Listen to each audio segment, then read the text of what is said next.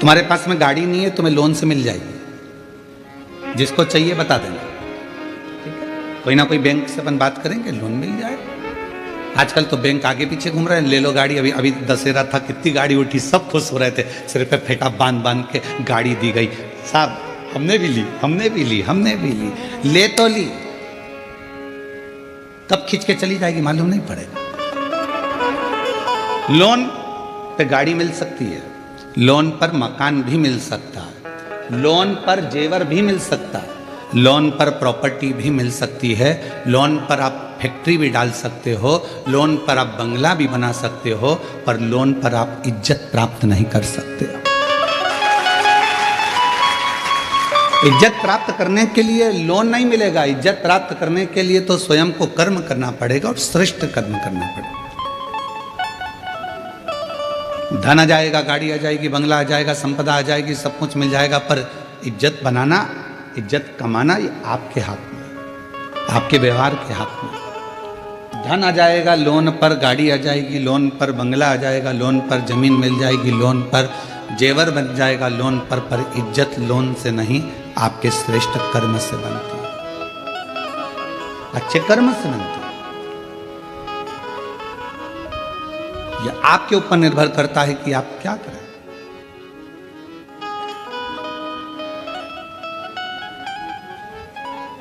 तो शिव नाम, भगवान शंकर की यह पवित्र कथा, विश्वास की कथा, आप जितने दिल से सुन सकते हो, पूरे डूब जाओ उसके अंदर।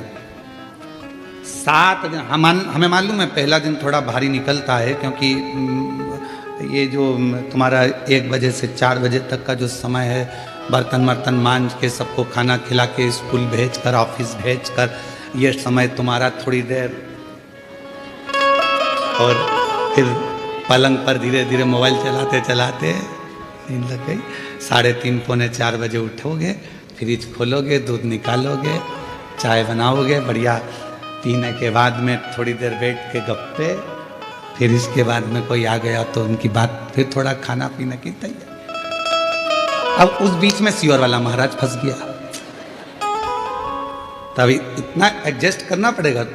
पहला दिन इसलिए थोड़ा भारी रहता है, तो सावधान इंडिया, तो थोड़ा पहले दिन वाले जरा सावधानी से सुनना है, बहुत सावधानी से। और जो दीवार के किनारे किनारे बैठे हैं, थोड़ा सावधान आप ज़्यादा रहना, ठीक है? क्योंकि कुंभकर्ण की 2 धर्म पत्नियां थीं, एक निंद्रा, एक करकटी। करकटी का पुत्र भीम था, जिसका संगार भगवान शिव जी ने किया तो भीमा शंकर हुआ, 12 ज्योतिर्लिंग में से एक ज्योतिर्लिंग। और दूसरी थी निंद्रा। जब कुंभकर्ण मर गया तो निंद्रा रो रही थी, बहुत विलाप कर रही थी। तो राम जी ने पूछा, तुम क्यों रो रही हो? मेरा पति मर गया, मैं किसको सुलाऊंगी? तो राम जी ने कहा, चिंता मत करो, शिव महापुराण की कथा जहाँ कहीं भी हो, वहाँ धीरे से प्रवेश कर जाना, और जो बिल्कुल आराम से टिक कर बैठा हो उसको सुना ले। तो वो आती जरूर है, थोड़ा थोड़ा झपका लेने के लिए, तो थोड़ा सावधान रहिएगा। तो हर हर शिव कृपा, एक विश्वास शिव के प्रति रखिए, भगवान शंकर के। गंगा मैया ने भगवान देवादिदेव महादेव से कहा कि क्या आप मुझे स्वीकार करोगे? क्यों नहीं, क्यों नहीं स्वीकार कर सकते? अगर विश्वास है, भरोसा है, दृढ़ता है, और तुम्हारा पूर्ण भरोसा है, तो मैं तुम्हें स्वीकार करूं। चली गई गंगा मैया, तब साधना में लीन हो गई। समय आया, भागीरथ बाबा ने तप किया 60,000 काकाओं के उद्धार के लिए। वो तो भागीरथ जी थे जिन्होंने अपने 60,000 काकाओं के उद्धार के लिए तप किया और गंगा जी को पृथ्वी पर लेकर आए। शिव महापुराण की कथा तो यह कहती है कि आप किसी का उद्धार नहीं कर पा रहे तो कम से कम इस आत्मा का कल्याण तो करो, अपने आप का तो उद्धार करो, कुछ अच्छा अपने लिए कर चलो। दुकान पर बैठकर जो तुमने कमाया, ऑफिस में बैठकर जो तुमने कमाया, उसका भोग तुम्हारी पत्नी भी करेगी, तुम्हारा परिवार भी करेगा, तुम्हारे बच्चे भी करेंगे, तुम्हारा कुटुंब भी करेगा, भाई भी करेगा, माता भी करेगी, पिता भी करेगा। दुकान पर बैठकर नौकरी में जो कमाया उसका भोग सब करेंगे, तनख्वाह के हकदार सब रहेंगे।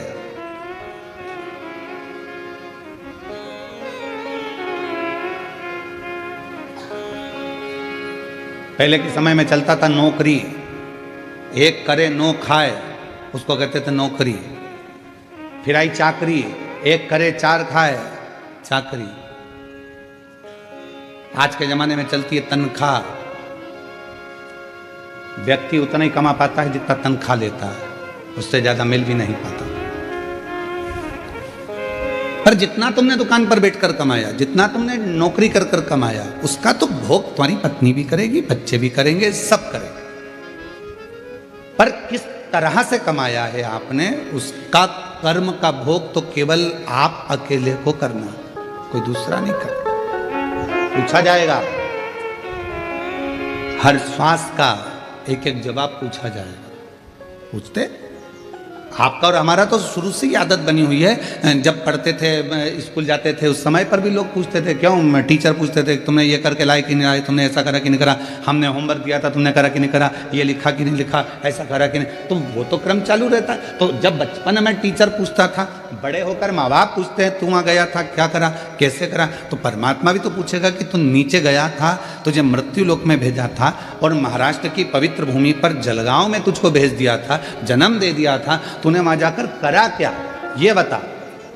सत्संग किया, संतों का सानिध्य किया, सेवा करी, कितनी करी, वो मुझे बता। तो पूछे, फिर आप क्या बोल पाओ। किसी के लिए नहीं कर रहे तो कम से कम इस आत्म कल्याण के लिए, स्वयं के लिए खूब कमाओ, अपनी कैपेसिटी से ज्यादा कमाओ। हम तो हमेशा कहते हैं तुम अगर अच्छी मेहनत कर सकते हो तो कमाओ, खूब कमाओ। जब तक तुम्हारा शरीर चले तो अच्छी दमदारी से कमाओ, 4-6 प्लाट भी लो, खूब दमदारी से पत्नी के जेवर भी बनाओ।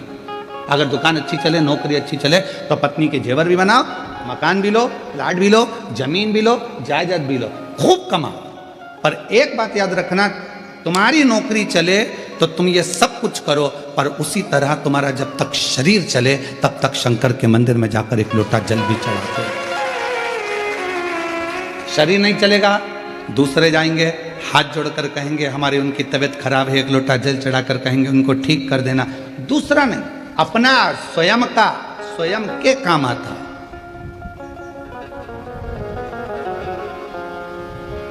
स्वयं का करो आप और हम। स्वयं अगर भजन कर रहे हैं, कीर्तन कर रहे हैं, भक्ति कर रहे हैं, स्मरण कर रहे हैं तो उसका फल अपने को मिलेगा। कई लोग अपने पूर्वजों के लिए कथा श्रवण कर रहे हैं, कई अपने पितरों के लिए कथा सुनते हैं, उसका फल उन्होंने सोच के बैठे कि हमारे पूर्वज हैं, हमारे पितर हैं, हमने फोटो रखा, हमने ये करा, तो वो कथा सुनेंगे, सुनेंगे। आपने निमंत्रण दिया उनको, आपने विचार करा कि मेरे गर्भस्थ संतान नहीं है, अगर मैं सुनूंगी हो सकता है बाबा मुझे संतान देगा। विश्वास, भरोसा, दृढ़ता। गंगा मैया ने कहा कि आप मुझे स्वीकार करो, क्यों नहीं करूंगा। भागीरथ बाबा 60,000 राख के ढेर बने हुए कपिल मुनि के आश्रम में जो परिवार के सदस्य थे, काका थे, उन सब के उद्धार के लिए गंगा जी को लेकर आ गए। और गंगा मैया ने कहा कि मैं कहाँ रहूंगी, कौन मुझे धारण करेगा। तो मस्तक पर भगवान देवाधिदेव महादेव से प्रार्थना करी, तब शिव जी ने अपने मस्तक पर धारण कर मस्तक।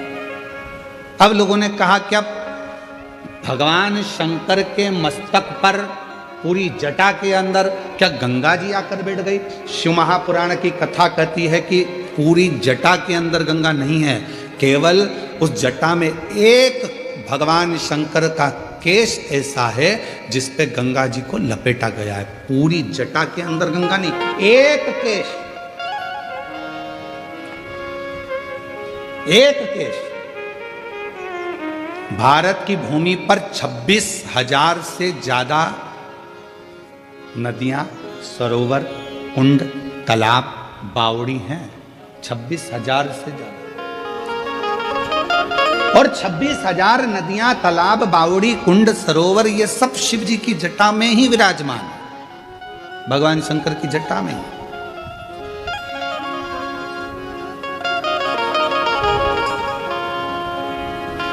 हमारे शास्त्र क्यों कहते हैं प्रदोष आई, आप लोग स्नान करने के लिए नदी, तालाब, कुंड, बावड़ी जा रहे हो, क्यों कहते हैं?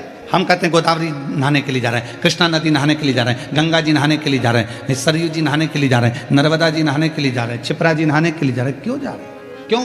किस क्यों का?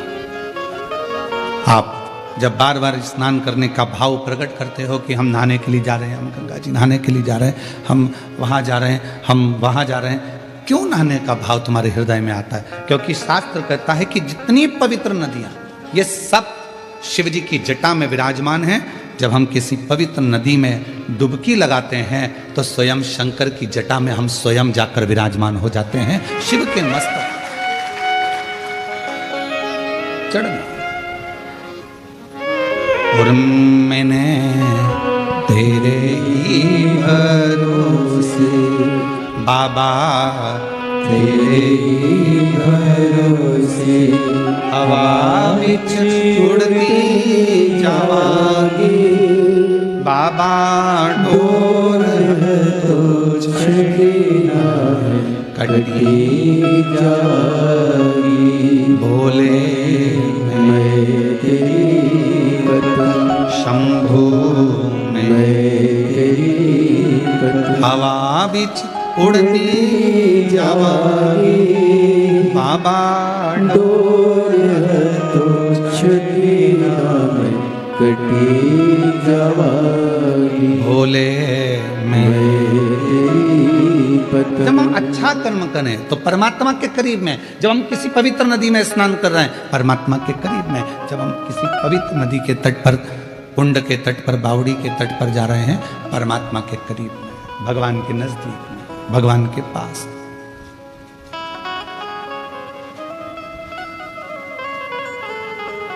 आप सबने रामचरितमानस में एक बात सुनी होगी कि रावण प्राणों को जब त्याग रहा था तो उसने लक्ष्मण जी को 3 उपदेश दिए थे। कितने उपदेश दिए हैं? 3।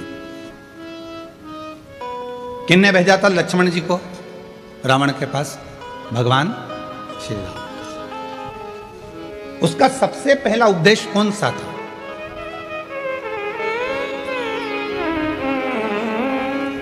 रावण ने मरने से पहले 3 बातें बोली लक्ष्मण जी के कानों में।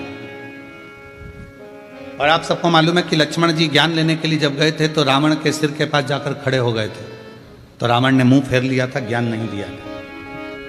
लक्ष्मण जी वापिस आ गए थे राम जी के पास में कि ऐसा रावण है, लोग कहते इतना विद्वान है, मैं उसके पास गया तो उसने मुंह फेर लिया। भगवान राम जी ने कहा ज्ञान लेते समय सिर पे जाके बैठते हैं कि चरणों में बैठते हैं? तो कहाँ गया था? तो क्या सिर के पास, चरणों में जाकर बैठ। रावण पड़ा है मृत्यु सैया पर, जमीन पर, लक्ष्मण जी उसके चरणों में जाकर बैठ गए तो रावण ने हाथ का इशारा कर कर बुलाया मेरे करीब में।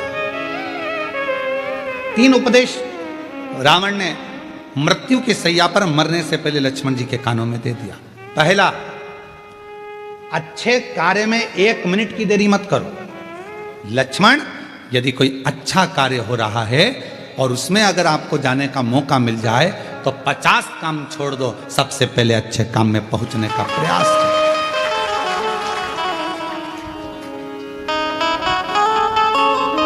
अच्छे काम में 1 मिनट की देरी मत करो। अच्छे कार्य में बिल्कुल देरी ना करिए। अच्छा कार्य करने का मौका मिला है तुरंत जाइए, भगवत भजन करिए, स्मरण करिए। किसी का भोजन कराने का मौका मिल जाए, किसी को पानी पिलाने का मौका मिल जाए। शिव महापुराण की कथा तो कितनी बड़ी बात कहती है कि किसी को अगर गिलास भी पानी का दिया जाए तो ये वाला हाथ को भी छोड़ा ना जाए, इसको भी टच कर लो। हो सकता है कि हमारा जब शरीर, हो सकता है कि ये जो आधा शरीर है, आधा भाग है मनुष्य का शरीर, जो आधा भाग किसी काम को नहीं कर पाता तो मरने से पहले आधा तन काम करना बंद कर देता है। लोग उसको पैरालिसिस कह देते हैं।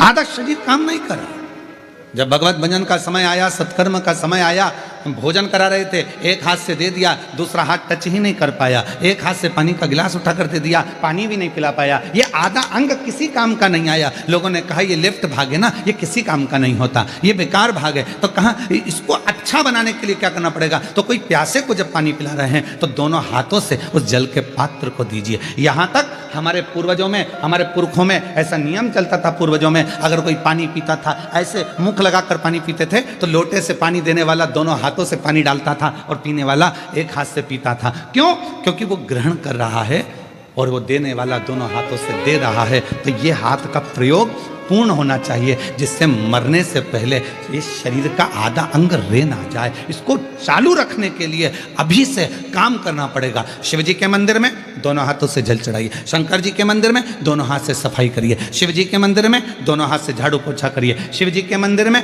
दोनों हाथ से दीप को लगाइए। शिव जी के मंदिर, कई माताओं की आदत रहती है, एक हाथ में घंटी पकड़ ली, एक हाथ में पकड़ लिया दिया, एक से घंटी बज रही है, दूसरे से दिया बज रहा है। पर हमारे यहाँ पर यहाँ तक कहा गया कि प्रथम आरती प्रारंभ होने से पहले मंदिर के घंटी को नाद करिए और नाद करने के बाद थोड़ी देर दोनों हाथों से दीप जलाकर उसको घुमाइए। अर्थात भगवान के सामने ये दोनों हाथों का सदुपयोग करिए, प्रयोग करिए। उसके बाद फिर भले एक हाथ में दिया ले लो, एक हाथ में घंटी ले लो, चल जाएगा, पर ये दोनों हाथों का सदुपयोग होना चाहिए, दोनों हाथों का। और कोई पिछले जन्म के अच्छे कर्म मुझे बाबा तेरा साथ मिला, कोई पिछले जन्म के अच्छे कर्म मुझे बाबा तेरा साथ मिला। जहाँ सारी दुनिया झुकती है, जहाँ सारी दुनिया झुकती है, मुझे वो आली दरबार मिला, दरबार मिला। कोई पिछले जन्म के अच्छे कर्म मुझे बाबा तेरा साथ मिला। पूर्व का कोई कर्म तो अच्छा कर्म, यहाँ तक हमारे शास्त्र कहते हैं। कितना सुंदर कहा, एक चावल के दाने को भी अगर शिव जी पर चढ़ाया जाता है तो डब्बे में से, कई माताओं की आदत रहती है डब्बा खुला हुआ है, डब्बा रखा हुआ है, उसमें से एक चावल का दाना उठाया, शिव जी को चढ़ा दिया। शिव महापुराण की कथा कहती है, डब्बी में से अगर शिव जी को चावल का दाना चढ़ा रहे हो, पहले डब्बी में से उठाकर अपनी हथेली पर रखो, फिर उस चावल के दाने को भगवान को समर्पित करते चलो, समर्पित करते चलो, फिर करो।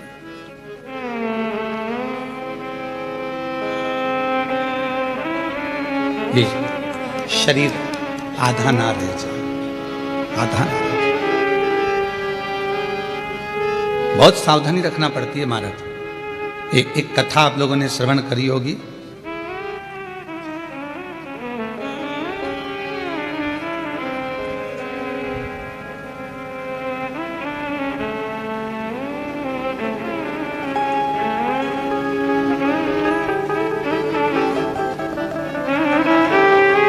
आंत्री ऋषि और अनसुईया माता की।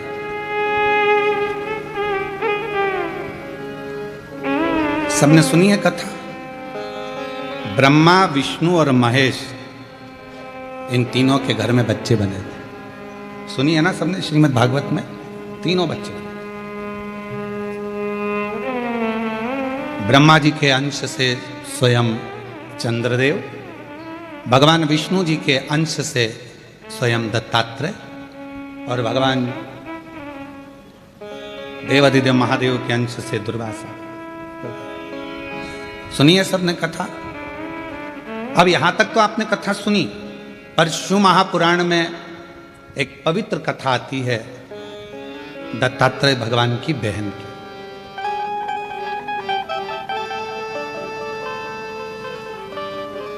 चंद्रदेव की बहन की, दुर्वासा जी की बहन की एक पवित्र कथा थी। और ये कथा यदि आपको पढ़ना है, ये कथा गुरुजी कहां से बोल रहे हो, तो ऋग्वेद में से बोल रहे हैं इसको। ये ऋग्वेद की कथा है। और इस कथा का अगर आप स्मरण करेंगे ऋग्वेद में, अगर इसको पढ़ेंगे तो ये कथा आपको मिलेगी। और बड़ी सुंदर कथा है, बड़ी सुंदर।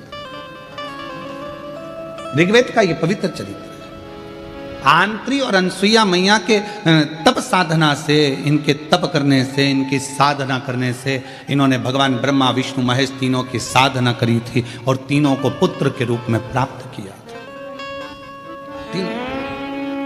कथा थी एक बड़ी सुंदर की, एक बार देव ऋषि नारद जी माता लक्ष्मी जी के यहाँ पहुंच गए थे और माँ लक्ष्मी जी के यहाँ जाकर देवर्षि नारद जी ने कहा, माँ बहुत भूख लगी है, कुछ भोजन मिलेगा क्या? माता लक्ष्मी जी अंदर गई, मोतीचूर का लड्डू लेकर आई और मोतीचूर का लड्डू लाकर माता लक्ष्मी जी ने तुरंत नारद जी को दिया। नारद जी ने खाया। खाते से नारद जी बोले, मैया लड्डू में मजा नहीं आया, अब तो लक्ष्मी जी के कांटे से खून नहीं। लक्ष्मी जी ने कहा, खा गया 4 और बाद में कह रहा है कि आनंद नहीं आया।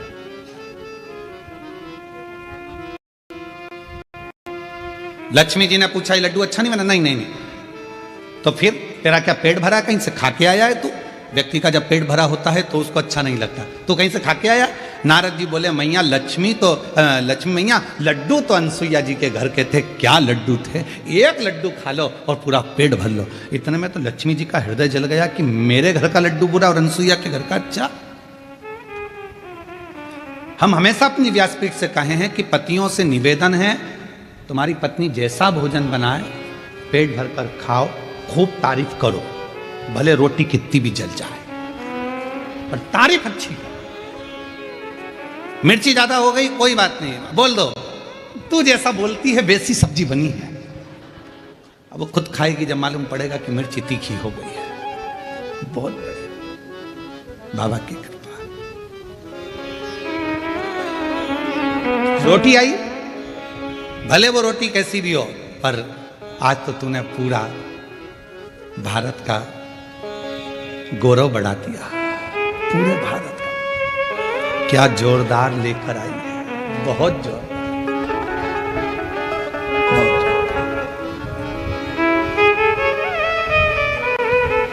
कभी भी मत कहना कि ये अच्छी चीज नहीं बनी है, बहुत जोरदार, बहुत जोरदार।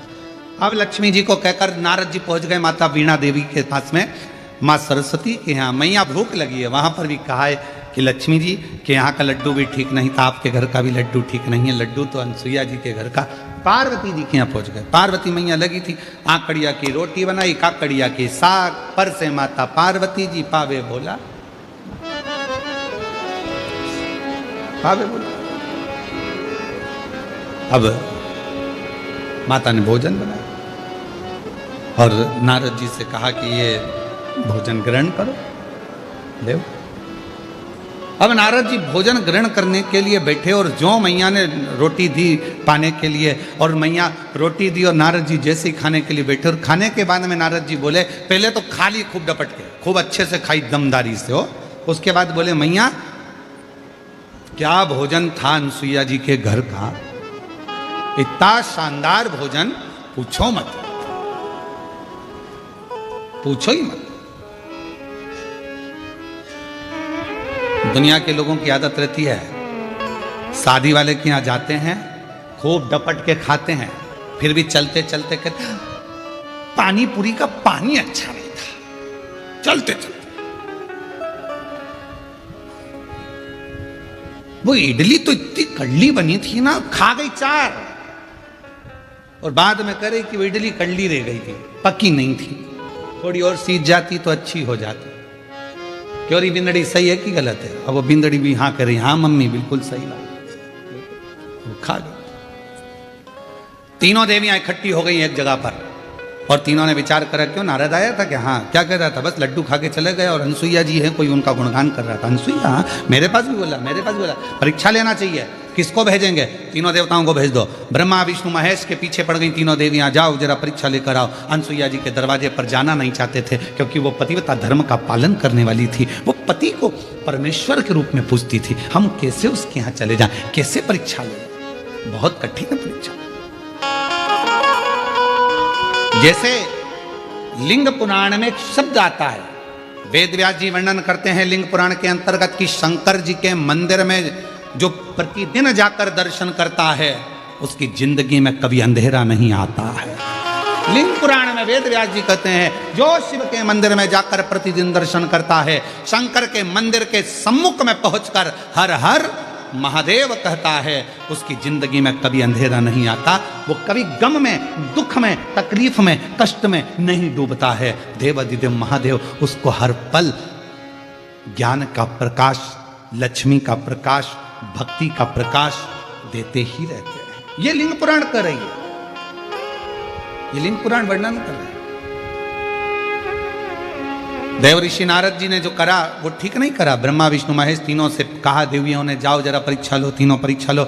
जाने के लिए कोई राजी नहीं हो रहा, क्योंकि वो अनसुईया है, पतिव्रता धर्म का पालन करने वाली, पति को परमेश्वर मानने वाली। उनके यहाँ कैसे चले जाएं, कैसे जाकर हम परीक्षा लें? पर जाना पड़ा। धर्म पत्नी कह रही थी तो पहुंचे। पर देवियों हम जा तो रहे हैं पर इस वेश में नहीं जाएंगे, तुम कोई भी रूप रख कर जाओ।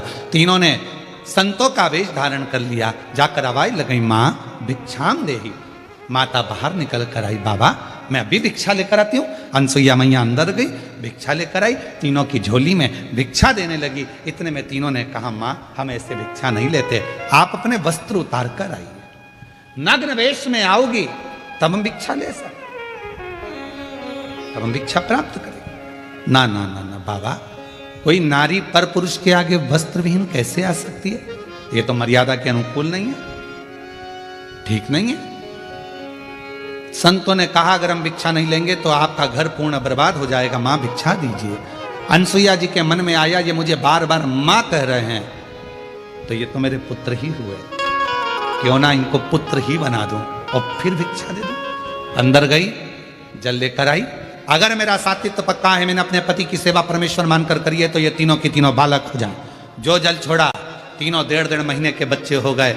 अनसुईया जी ने उनके छोटे छोटे कपड़े में छोटी छोटी सी भिक्षा डाल दी और भिक्षा डालकर उन तीनों को अंदर ले गई। विश्वकर्मा जी से कहा चंदन का पलना बना दो। कहाँ जाएंगे, ये छोटे हो गए हैं, इनको मैं अपने आंगन में रखूंगी। चंदन का पलना, रेशम की डोरी और तीनों देवताओं को उसमें सुला दिया। लक्ष्मी जी ने पार्वती से पूछा, क्यों तेरा आया क्या?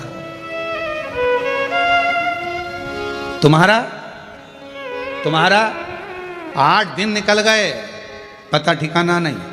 अब इनके तो 8 दिन निकल गए, इधर अंतरिक्षी आ गए। अंतरिक्षी ने आते से अनसुईया जी को देखा, ये 3-3 बच्चे घर में आंगन में झूल रहे हैं। अंतरिक्षी ने पूछ लिया, अनसुईया किनके बच्चे हैं? अनसुईया जी बोली अपने। अंतरिक्षी बोले अभी स्नान करने गया था तो एक भी नहीं था। अनसुईया जी बोली भोलेनाथ देते हैं तो छप्पर फाड़ कर देते हैं, ये उनकी उदारता। सारी कथा सुना दी अनसुईया जी ने अंतरिक्षी को। अंतरिक्षी खुश हो गए, जो नेत्र बंद कर देखा तो ये तो मेरे 3 देवता और ये तीनों ही मेरे घर में आ गए।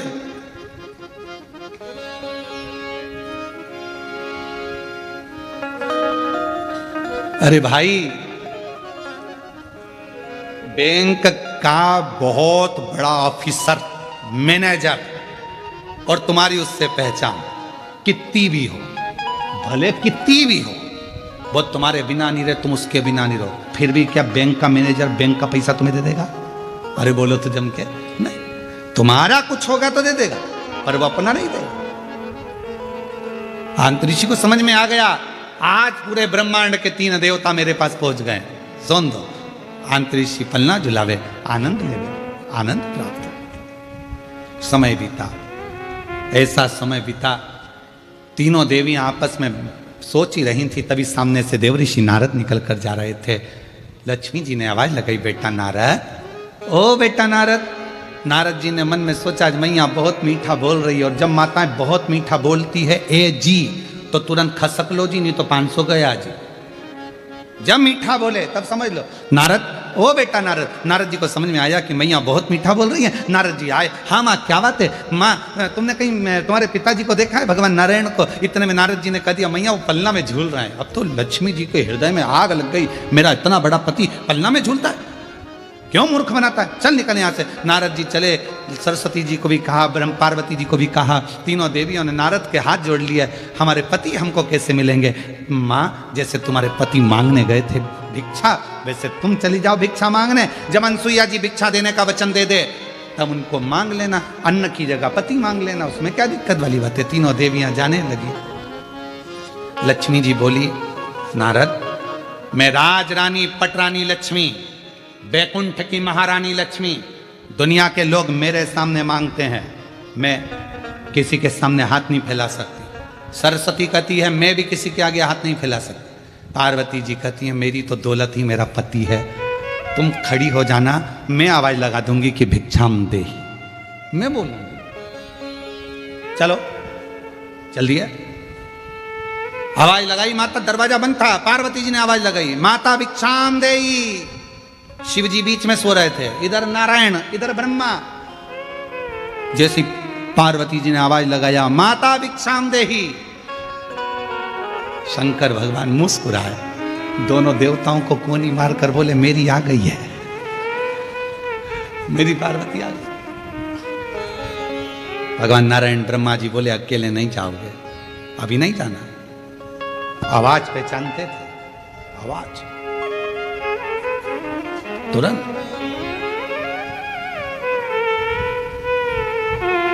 अनसुईया जी ने दरवाजा खोला, 3 देवियों को देखा। क्या बात है माता, भिक्षा चाहिए? क्या चाहिए भिक्षा में? जो पलने में सो रहे हैं वो हमारे स्वामी हैं, हमको दे दीजिए।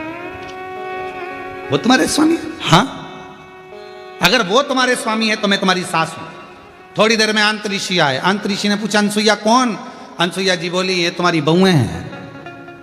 बहुओं से कहा जाओ ससुर के पांव छुओ। जो पांव छुए तो अंतरिषि ने अनसुईया का हाथ पकड़कर एक साइड ले जाकर कहा पागल हो गई है, बेटे तेते से बहू लिया 7-7 हाथ की, ये क्या कर रही है? इतना सा बेटा और बहू 7 हाथ की, इतनी बड़ी। अनसुईया जी बोली आजकल की बहुएं कमाता हुआ पति मिल जाता है तो लेकर के अलग हो जाती हैं और सोचती हैं कि हमारा पति कमा रहा है। एक माँ ने कैसे पाल पोस कर बड़ा करा होगा मालूम पड़ेगा, ले जाओ। अब तुम पालो, तुम पोसो अपने पति को, तब मालूम पड़ेगा कि एक माँ किस तरह से अपने बच्चे को बड़ा करती है। ले जाओ उठा के। अब पार्वती जी लक्ष्मी जी से पूछी कि इन 3 में से मेरा है कौन सा? हर माल 2 रुपया, अब समझ में भी तो आना चाहिए कि इसमें है कौन सा। उठाया, लक्ष्मी जी ने एक उठाया, उनको क्या मालूम था कि ये मेरे पति नहीं है, उनने ब्रह्मा जी को उठा लिया। सब बदल बदल कर उठा रही थी। अंतरी जी ने कहा ये भ्रम है, इनको सुलाओ। चरणों में पड़ गई, माँ हमारे पतियों को बड़ा कर दीजिए। हाथ में जल लिया, अगर मेरा साथित्व पक्का है, मैंने अपने पति की सेवा परमेश्वर मानकर करी है, तीनों बड़े हो जाएं। तीनों बड़े हो गए, तीनों देवियों के साथ जाने लगे तो अनसुईया जी रोने लगी। ये चले जाएंगे तो हमारी गोद सुनी हो जाएगी, इस गोदी में कोई तो रहना चाहिए। ब्रह्मा जी ने अपने अंश से चंद्रदेव को प्रकट कर दिया, भगवान विष्णु ने अपने अंश से दत्तात्रेय भगवान को प्रकट कर दिया, और भगवान शंकर जी ने दुर्वासा बाबा को प्रकट कर दिया। माँ ये 3 पुत्र तेरे इसी संसार में भव सागर से उबारने के लिए रहे। तीनों देव चले, समय आया। एक दिन, अब आइए ऋग्वेद की कथा। अनसुईया जी बैठी हुई थी और मां अनसुईया जी ने कहा अंतरिषि से, मेरे 3 पुत्र हैं पर मेरे घर पुत्री नहीं, मेरे घर में पुत्री का भाव नहीं। और मैंने सुना है शास्त्रों में अगर घर में बेटे हैं और घर में अगर बेटी नहीं है तो वो घर बिना कन्यादान के हमेशा सूना की सूना ही रहता है। कन्यादान के लिए बेटी का होना जरूरी है, बिना बेटी के कन्यादान सूना। आप दुनिया का सारा दान कर लो, अन्न दान कर लो, वस्त्र दान कर लो, मुद्रा दान कर लो, स्वर्ण दान कर लो, भूमि दान कर लो, गौ दान कर लो, सारे दुनिया के दान कर लीजिए। अगर आपने जिंदगी में कन्यादान नहीं करा तो आपकी जिंदगी में सब, कहते हैं कुंभी पाक नरक में एक नरक का सिरा ऐसा होता है जिस नरक के सिरे को पार करने के लिए बेटी का कन्यादान करना जरूरी होता है।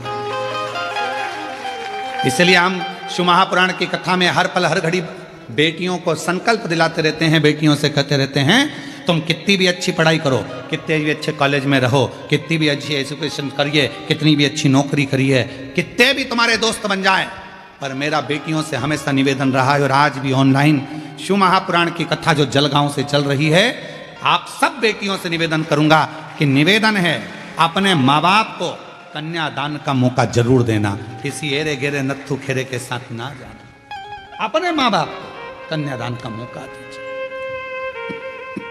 बहुत।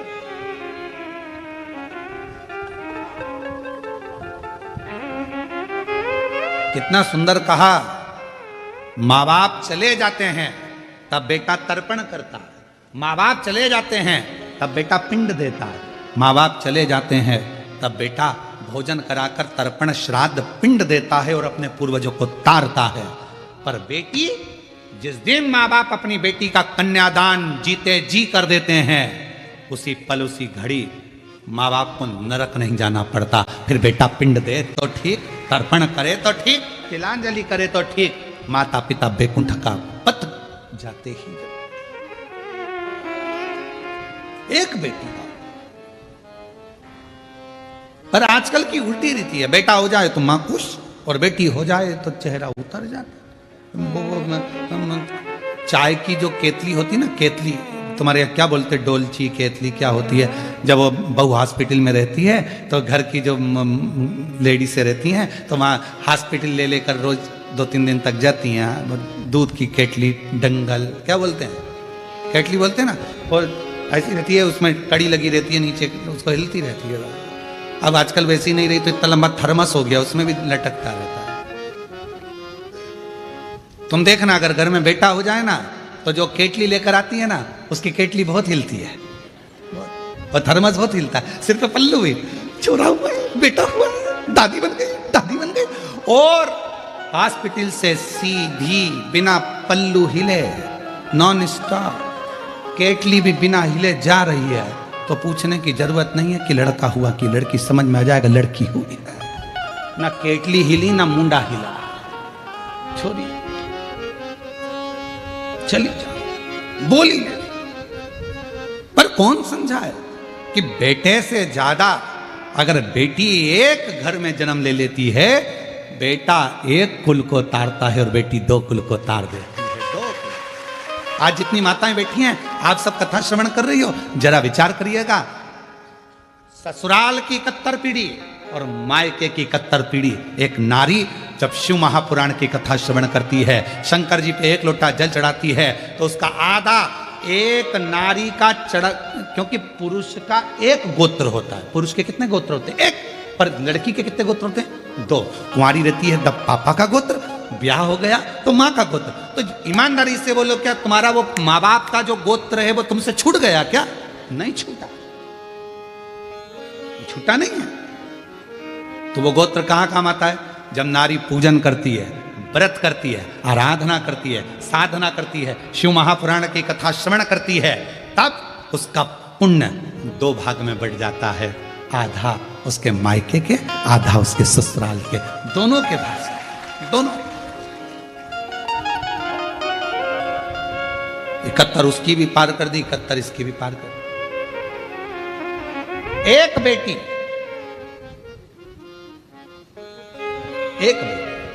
दोनों कुल को पार कर, दोनों। दीदी हम धन्यवाद देंगे आपको, ममता श्रीकांत बोडरे माली जी। ये कथा होती सीहोर से ऑनलाइन, पर आपको साधुवाद इसलिए देंगे कि आप इस कथा को खींचकर जलगांव से लेकर, और आपने एक ही शब्द कहा, गुरुजी कथा तो तीर्थ में तो होती रहेगी, बाबा के धाम पर भी होगी, पर यह कथा यदि जलगांव में ही ऑनलाइन हो जाए तो हमारे दोनों कुल तर जाएंगे। और आज आपको मैं साधुवाद देता हूँ कि आपने ये कथा को ऑनलाइन कराकर दोनों मायके का भी और ससुराल का भी, दोनों कुलों को पार किया, दोनों कुल।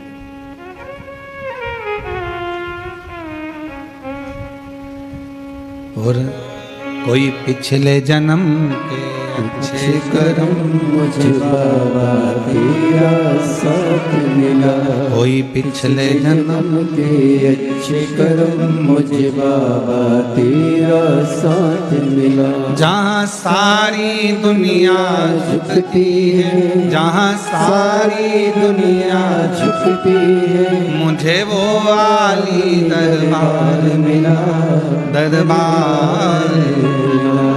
कोई पिछले जन्म के अच्छे कर्म मुझे बाबा तेरा साथ मिला। भी पिछले जन्म के अच्छे कर्म मुझे बाबा तेरा साथ। कोई पूर्व का हमारा, तुम मेरी जीजियों से, मेरी बेटियों से, जितने ऑनलाइन कथा को सुन रहे हैं आस्था चैनल पर, फेसबुक, यूट्यूब पर, जो लाखों शिव भक्त इस कथा को श्रवण कर रहे हैं, और जितने जलगांव के वासी हैं जो ऑनलाइन कथा को श्रवण कर रहे हैं, साधुता दूंगा, एक घर में बेटी का होना बहुत जरूरी, बेटी का होना जरूरी। और अगर बेटी नहीं हो तुम्हारे परिवार में, तुम्हारे कुटुंब में कोई बेटी किसी के यहां 2-3 हो, तो उससे कह दो एक बेटी को मैं पढ़ाऊंगी, मैं पढ़ाऊंगी इस बेटी को, इसका पढ़ाई का खर्चा मैं उठाऊंगी, कॉलेज में पढ़ाऊंगी, इसको पैसे मैं दूंगी, और कन्यादान भी, कन्यादान एक मौका कन्यादान का मिले। और बेटियों से निवेदन है, अपने माँ बाप को तुम खूब पढ़ो, खूब खूब उन्नति करो, खूब आगे बढ़ो, पर एक निवेदन है अपने माँ बाप को कन्यादान का मौका जरूर, कन्यादान बहुत जरूरी है। कन्यादान, अनसुईया जी ने कहा कि आंत्री बाबा मेरे घर में बेटी नहीं और मेरे बेटे ये चले जाएंगे, तो बेटी का होना जरूरी है। बेटी का, तब अनसुईया जी के भाग्य में बेटी का सुख नहीं था। आंतरिक ऋषि ने कह दिया कि तुम्हारे यहाँ बेटी का सुख नहीं, ये देवता भी आए हैं, तुम्हारे पुत्र बनकर, बेटे बनकर आए हैं, बेटी का सुख तुम्हारे यहाँ। पर मानी नहीं, मानी नहीं। समय आया, अनसुईया जी के घर में एक बेटी का प्रागट्य हुआ। ऋग्वेद कह रहा है एक बेटी का प्रागट्य। उस बेटी का नाम रखा अपाला। क्या नाम था? अपाला। कोई तुमसे पूछे कि दत्तात्रेय भगवान की बहन का नाम क्या है, तो क्या बताओगे? अपाला। कोई तुमसे पूछे चंद्रदेव की बहन का नाम क्या है? अपाला। कोई तुमसे पूछे दुर्वासा जी की बहन का नाम क्या है? एक बेटी ने जन्म दिया, उसका नाम था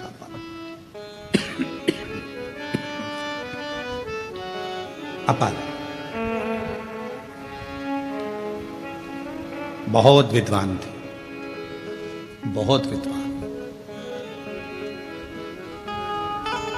लड़का चलना सीखता है हाथ पकड़कर, बेटी को चलना सीखना होता है तो खुद उठती है, चलती है, गिरती है, फिर चलती है, फिर चलती है।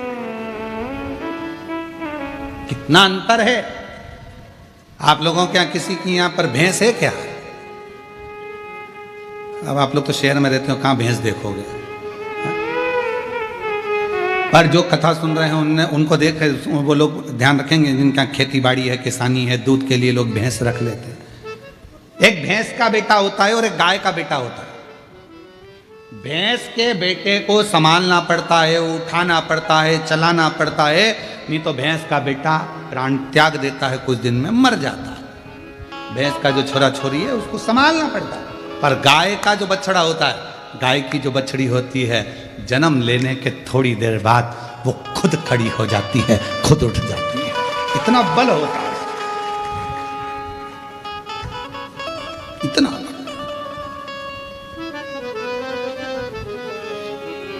और शंभु शरण मांगू घड़ी रे घड़ी दुख काटो, दया करी दर्शन आपो। शंभु शरण पड़ी मांगो घड़ी रे दुख काटो, दया करी दर्शन आपो। अपाला बहुत विद्वान थी बाल्यावस्था से, पर एक कमी थी अपाला में कि वो जन्म से ही चर्म रोग से ग्रसित हो गई।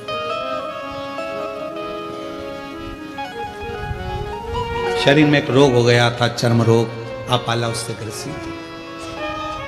कहा है पूर्व जन्म में जब हम भगवान देवाधिदेव महादेव को अपमान कर देते हैं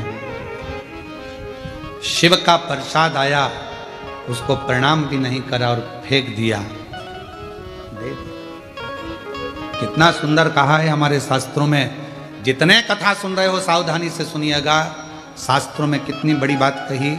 तिरुपति जा रहे हो दर्शन करने के लिए, वहां से प्रसाद लिया है, पति को भी एक लड्डू मिला, पत्नी को एक लड्डू मिला, बेटा गया उसको लड्डू मिला, बहुत सारा प्रसाद आप लेकर आए हो। नाथद्वारा गए हो प्रसाद लाए हो, गोवर्धन जी गए हो 56 भोग लाए हो, दर्शन करने गए हो वहाँ से लड्डू का पैकेट लाए हो, शिरडी गए, त्र्यंबक गए, जहाँ जहाँ गए वहाँ से प्रसाद लेकर आए हो। तो निवेदन है उस प्रसाद को जितना आप खा लो तो खा लो, ना खा सको तो तुरंत उसको बांटना प्रारंभ कर दो, उसको देना प्रारंभ करो। पर लोग क्या करते हैं, बहू खाएगी फ्रिज में रख देते हैं, बेटा खाएगा फ्रिज में रख देता हूं, रखा रखा 2 दिन 3 दिन 4 दिन 8 दिन 9-10 दिन तक रखा रहता है, प्रसाद पूरा कड़ला हो जाता है। बाद में तुम बर्तन वाली को, झाड़ू वाली को, पोछा वाली को दे देती हो। आजकल की बर्तन वाली, झाड़ू वाली, पोछा वाली इतनी चतुर है कि तुम्हारा ये नहीं खाएगी, वो जाएगी उसको उठाकर कहीं बाहर फेंक दे। उसको नहीं मालूम कि प्रसाद है, उसने उठाया बाहर डाल, पड़ा पाँव में आया, लात में आया।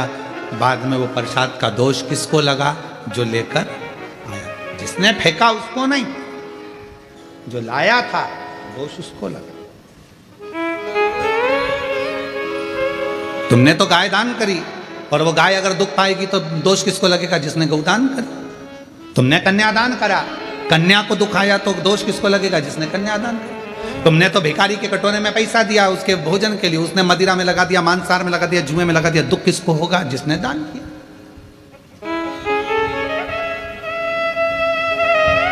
अपाला पूर्व जन्म में अनसुईया जी अंतरिषि से कह रही है, मेरी बेटी ने जन्म लिया पर इसके शरीर में ये चर्म रोग हो गया, इसका शरीर ऐसा, इसका शरीर ऐसा हो गया। कहा आंतरी ऋषि हाथ जोड़कर बोले, ए अनसुईया, पूर्व जन्म में अपाला जिसने शिव जी का अपमान करा था, शंकर भगवान का यदि अपमान, शंकर भगवान की निंदा, शिव जी के लिए अपशब्द जब हमारे मुख से निकलता है तो शरीर रोगीला जन्म ले लेता है, रोगीला जन्म। फिर वो रोग से छूटेगा कैसे। कितना सुंदर बात कही, डॉक्टर ने कह दिया कि गर्भ में बच्चा है पर धड़कन नहीं आ रही है, गर्भ में बच्चा है पर इसका शरीर में ऐसा लगता है कि इसके दिल में छेद है, शरीर में बच्चा है, इसका पांव काम नहीं कर रहा, ऐसा लग रहा है इसका अंग नहीं बना, पूरा शरीर नहीं बना। तो शिवपुराण क्या कहती कि शिव को जल चढ़ाना प्रारंभ करो, शंकर के मंदिर जाना चालू कर दो, डॉक्टर की दवाई लो, डॉक्टर का इलाज करवाओ, जैसा बोले डॉक्टर उसके अनुसार चलिए, पर साथ में शंकर जी की आराधना करना प्रारंभ कर दो। क्यों? हो सकता है कि जो बच्चा गर्भ में है इसने पूर्व समय में शंकर भगवान का अपमान करा होगा, तो जन्म लेगा तो हो सकता है शरीर से विहीन हो, बेकार हो, कोई रोगीला हो, ग्रसित हो। तो आज जब आप शिव जी को चढ़ा हुआ जल पियोगे, अंदर जाएगा तो वो बच्चे को मिलेगा, शंकर भगवान उसके दोष को समाप्त कर देंगे और बच्चा पूर्ण स्वस्थ प्रदान कर देंगे। पर लोगों ने उल्टा चला, दुनिया के लोगों ने उल्टा चल दिया। कई माताएं कह देती है अगर गर्भ में बच्चा है तो शंकर जी के मंदिर मत जाओ, कोई कह देता है बच्चा ऐसा उसको अंधा हो जाएगा, ये हो जाएगा, वो हो जाएगा। पर शिव महापुराण की कथा कहती है अगर बच्चा गर्भ में है 9 महीना आप शंकर की आराधना में लग जाओ, शिव जी के मंदिर जाना प्रारंभ कर दो, शंकर को 1 लोटा जल चढ़ाना प्रारंभ कर दो, बेलपत्र की छांव में 2 मिनट खड़े रहना प्रारंभ कर दो, तुम्हारा बच्चा अगर कैसा भी जन्म ले रहा होगा तो वो बच्चा स्वस्थ ही पैदा होगा, स्वस्थ ही पैदा। अकाल मृत्यु वो मरे जो काम करे चंडाल का, काल उसका क्या बिगाड़े जो भक्त हो महाकाल का। जो शिव की आराधना करता है तो उसका दोष शिव समाप्त कर देता है।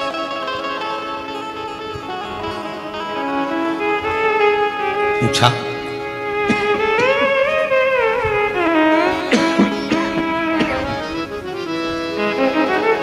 या पाला इसको ये रोग कैसे हो गए। अंतरिषि ने कहा कि रोग होने का कारण केवल एक है, एक पूर्व में इसने शिव की निंदा करी होगी, शंकर के किसी भक्त के लिए अपशब्द कहा, कितनी बार हमने कथाओं में कहा, अब तो हमने कहना थोड़ा कम कर दिया, कि किसी शिव भक्त की कभी निंदा मत करो। कभी भी भगवान शंकर के किसी भक्त की कभी निंदा मत करो। शिव के मंदिर की, शिव अर्चना की, शिव पुराण की, शंकर के भजन की, शंकर की कथा की, या कोई तुम्हारे गांव में, मोहल्ले में, नगर में, शहर में कोई शंकर का भक्त, ओरिजिनल भक्त। आज के जमाने में ओरिजिनल भक्त मिलना भी मुश्किल है। ओरिजिनल घी नहीं मिल रहा,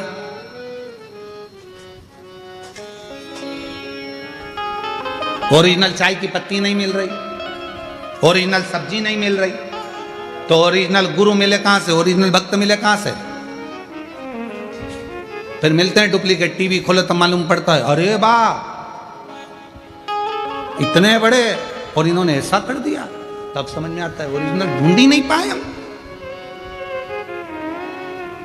हम तो चमक और धमक में रह गए, सत्य तक नहीं पहुंच पा रहे।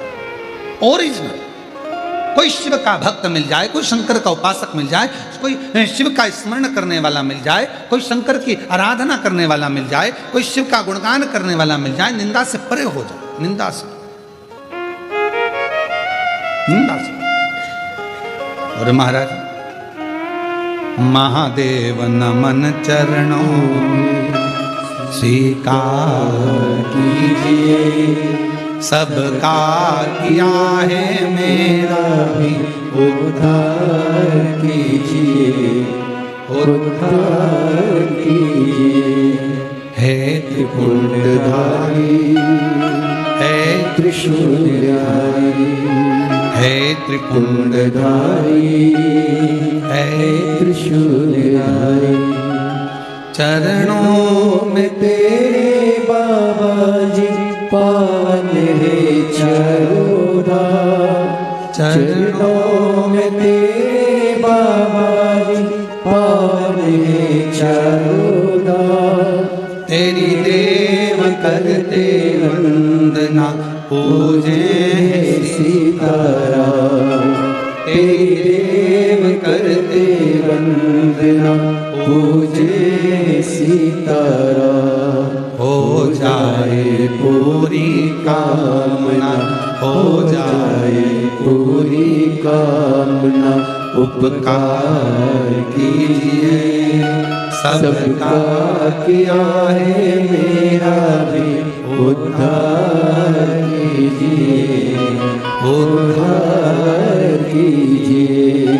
हे त्रिपुंडधारी, हे त्रिशूलधारी, हे त्रिपुंडधारी, हे त्रिशूलधारी। बाबा से प्रार्थना करो, कोई बुराई करे शिव जी की, दूर हो जाओ। शिव महापुराण की बुराई करे, दूर हो जाओ। शिव भक्त की बुराई करे, दूर हो जाओ। ना सुनना, ना कहना, हाजी भी नहीं कहना, हुंकारा भी नहीं भरना।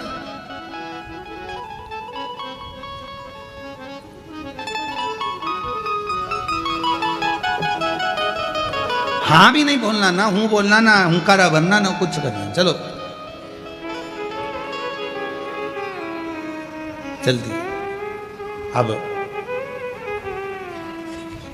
अपाला ने पूर्व समय में हो सकता है कोई शिव निंदा करी हो, शंकर का दोष लगा। विद्वान बहुत बहुत बहुत ज्ञानी, सारे वेद अपाला बाल्यावस्था में कंठस्थ करे, सारे वेद। और कहा अपाला ने इतना अध्ययन करा, इतना अध्ययन करा कि ऋग्वेद के अष्टम मंडल के 91 नंबर के सूक्त को स्वयं अपाला ने ही रच दिया। ऋग्वेद का अष्टम मंडल का 91 नंबर के सूक्त को अपाला ने रचा था, रचना करी। अब रचना तो कर दी, पर माता अनसुईया जी ने कहा कि बेटी का विवाह कैसे होगा, शरीर में चर्म, बेटी के शरीर में इतना बड़ा रोग कौन विवाह करेगा, कौन? वरों के लिए ढूंढना चालू करा, यहाँ वहाँ जाते, सबसे कहते, कोई सुने कहाँ। और धीमा बजाओ भोलानाथ डमरू धीमा बजाओ, धीमा बजाओ भोलानाथ डमरू धीमा बजाओ, धीमा बजाओ भोलानाथ डमरू धीमा बजाओ, धीमा बजाओ भोलानाथ डमरू धीमा बजाओ, धीमा बजाओ भोलानाथ। माँ को होश नहीं रहता, बच्चा जन्म लेता है। पिता बाहर रहता, बच्चा जन्म लेता है। घर का कोई व्यक्ति भीतर नहीं रहता जब बच्चा जन्म लेता है, और डॉक्टर सिस्टर आकर तुम्हारी गोदी में बच्चे को दे देती है और कह देती है तुम्हारी औलाद है, और हम उसको औलाद मानते हैं। विश्वास, भरोसा, और वो भरोसा निभा तो जन्मों जन्मों तक निभता चलेगा। ना लड़के को देखा ना लड़की को देखा, कौन लड़का है कौन लड़की है, बस संबंध पक्का हुआ, और संबंध पक्का होकर विवाह हुआ, भरोसे के साथ हम उसके ऊपर आश्रित होकर चले। विश्वास, एक रक्षा सूत्र हाथ में बंधा और कह दिया ये तुम्हारी बहन है, तुम इसके भाई हो, और हमने एक रक्षा सूत्र पर विश्वास कर लिया।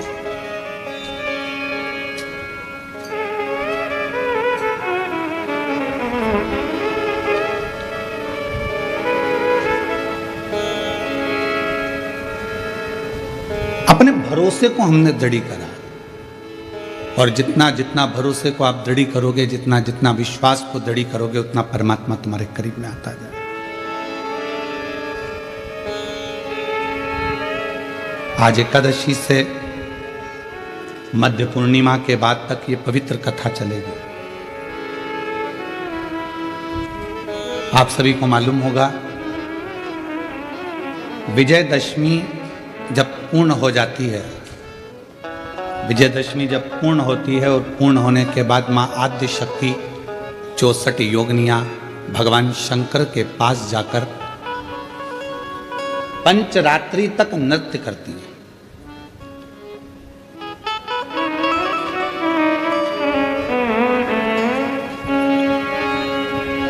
कई देवी धामों में, मां अंबा के मंदिरों में कहीं जगह पर एक कलश भराता है जिसको गर्भ कहते हैं, गरबा कहते हैं।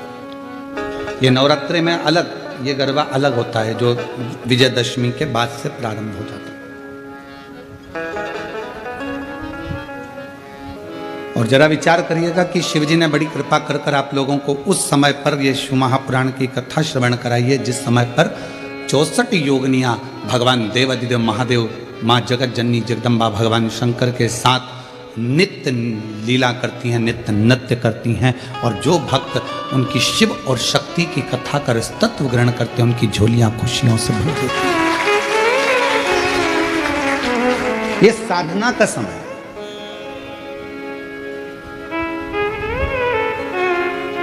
विश्वास के साथ अगर शिव मंदिर में जा रहे हो, एक लोटा जल समर्पित कर रहे हो, शंकर भगवान को एक लोटा जल चढ़ा रहे हो, तो निश्चित है कि बाबा शिव आपकी मनोरथ, आपकी मनोकामना पूर्ण करेंगे। और अगर भरोसा ही नहीं है तो फिर शिव कहाँ?